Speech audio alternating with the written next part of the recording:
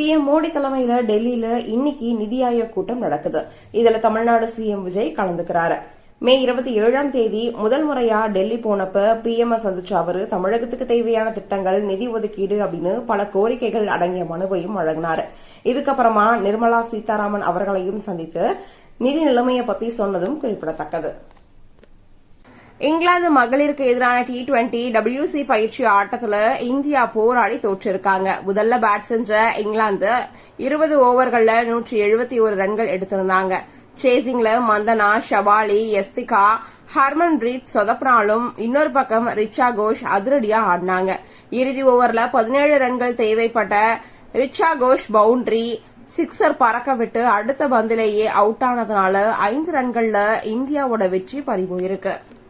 Vaibhav சூரியவன்ஷியோட grace நாளுக்கு நாள் அதிகரிச்சுட்டு போதே அப்படின்னு தான் சொல்லணும். இலங்கையில நடந்துட்டு இருக்க முத்தரப்பு தொடர்ல கலந்துகிட்ட அவரு இலங்கை A அணிக்கு எதிரான போட்டிக்கு அப்புறமா இந்திய வீரர்களோட ஹோட்டலுக்கு திரும்பிட்டு இருந்திருக்காரு.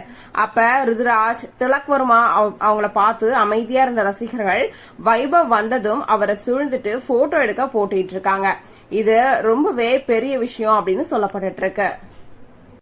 சட்டப்பேரவையில நீட்டுக்கு எதிராக தீர்மானம் கொண்டு வரப்படும் அப்படின்னு அமைச்சர் அருண்ராஜ் தெரிவிச்சிருக்காரு. நீட் தமிழ்நாட்டு உரிமைக்கும் கிராமப்புற மாணவர்களோட டாக்டர் கனவுக்கும் எதிரானது அப்படின்றதுல தாவேக அரசு உறுதியா இருக்கிறதா சொன்னாரு. தமிழ்நாட்டுல தரமான மருத்துவ கட்டமைப்பை உருவாக்க பாடுபட்டு இருக்கிறதாகவும் 8400க்கும் அதிகமான தொகுப்பூதிய செவிலியர்களை பணி நிரந்தரம் செய்ய நடவடிக்கை எடுக்கப்படும் சொல்லியிருக்காரு.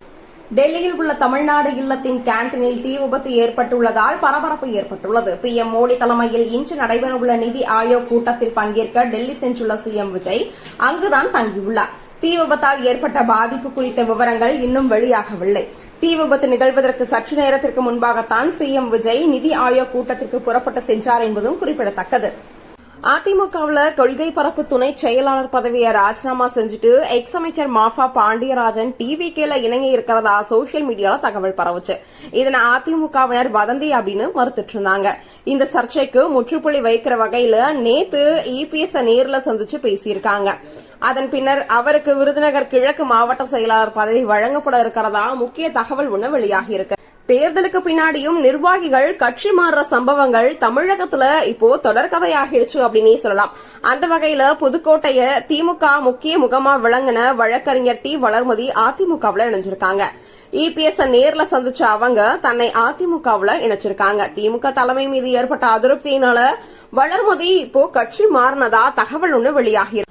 திமுக கூட்டணியில இப்ப இருக்கிற சூழல்ல இடம்பெற இயலாது அப்படின்னு CPIயோட வீரபாண்டியன் அறிவிச்சிருக்காரு. பேட்டியில 2 நாட்களா நிர்வாகிகள் கிட்ட நடத்தின ஆலோசனையை தொடர்ந்து கூட்டணியை விட்டு வெளியேற முடிவுக்கு வந்திருக்கிறதா தெரிவிச்சிருக்காங்க.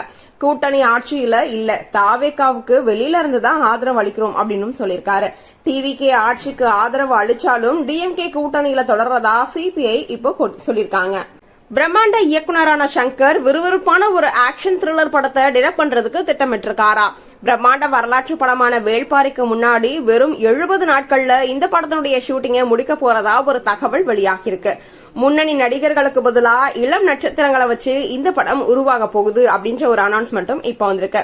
இது பத்திய அதிகாரப்பூர்வ அறிவிப்பு ஜூலை மாசம் ரிலீஸ் ஆக வாய்ப்பு இருக்கிறதாவும் சொல்லப்பட்டது. ஸ்ரீவைகுண்டம் விவகாரத்துல தாவேகா MLA சரவணனை கைது செய்ய CM விஜய்க்கு தெம்பு திராணி இருக்குதா அப்படின்னு EPS கேள்வி எழுப்பியிருக்காரு.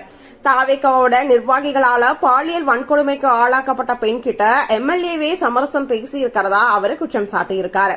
இதனால சிங்கப்பெண் அதிரடி படையோட முதல் வழக்கே ஆளும் கட்சி மீதுதானா அப்படின்னு கேட்டிருக்காரு.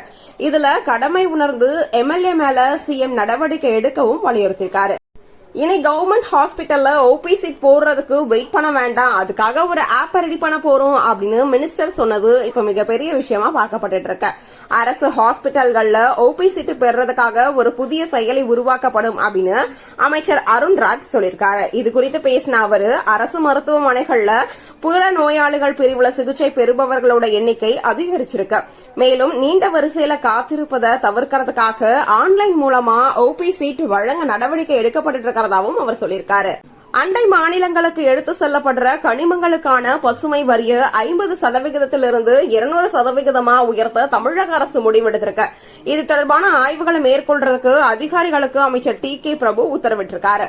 இதன் மூலமா சுற்றுச்சூழல் மாசுபாடு தடுக்கப்படும். பழைய வாகனங்களிலிருந்து வெளியேற புகை மாசுபாட்டை ஏற்படுத்துறதுனாலதான் அதன் மீது விதிக்கப்படுற வரியே பசுமை வரி அப்படின்னு சொல்லப்படுறதா சொல்லியிருக்காங்க. இந்திய T20 அணியோட கேப்டன் ஸ்ரேயஸ் மும்பையில 7.14 கோடிக்கு வீடு ஒண்ணு வாடகைக்கு எடுத்திருக்காராம். 3 வருஷத்துக்கு இந்த ஒப்பந்தம் போடப்பட்டிருக்கிறதா தகவல் வெளியாகிருக்கு.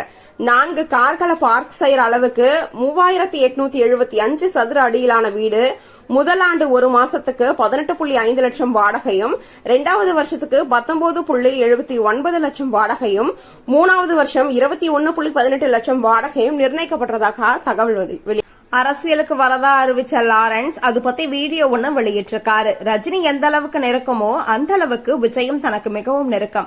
அரசியலுக்கு வர தயாரா இருக்கிறேன், ஆனா தான் அரசியலுக்கு வரணுமா வேண்டாமா அப்படின்றத பற்றி அன்புக்குரிய ரசிகர்கள் தான் சொல்லணும். ரசிகர்களோட முடிவினோட அடிப்படையில தன்னோட முடிவு இருக்கும் அப்படின்னு சொல்லியிருக்காங்க.